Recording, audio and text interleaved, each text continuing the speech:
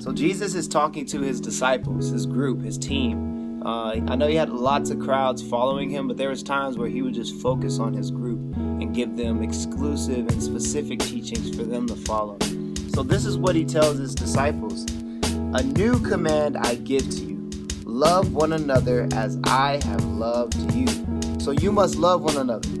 By this, all men will know that you are my disciples if you love one another. Sounds repetitive, right? But it's for a reason.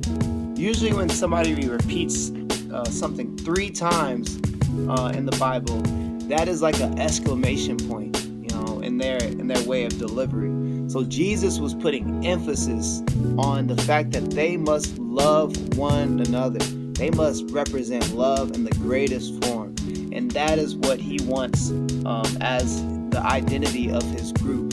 If people recognize their love for each other, they should know that that was Jesus' group.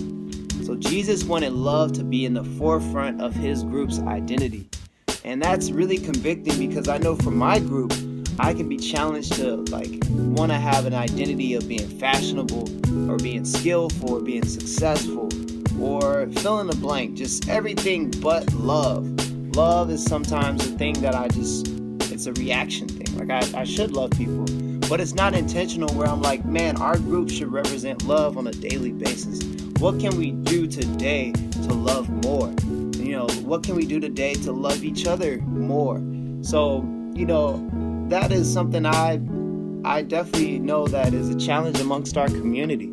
I remember being in high school and we had our tables and we would sit at our specific tables and we wanted our group to represent something cool.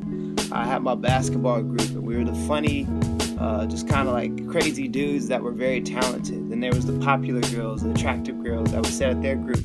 And there was the gamers, all these different groups that had this identity. But I think to myself, man, what if each group went after having an identity of love? There probably wouldn't be separated groups. It would just be one giant mesh of people, serving and encouraging each other. And it would change the environment and atmosphere of that school. Same for college. It was the same exact thing. Your majors, your fraternity or sorority or your clubs, they were still groups and they represented a specific thing. But again, what if these groups go after just representing love in its greatest fashion, loving each other, loving the people that come around them? How much more would that bring unity? How much more would that bring excitement and intentionality and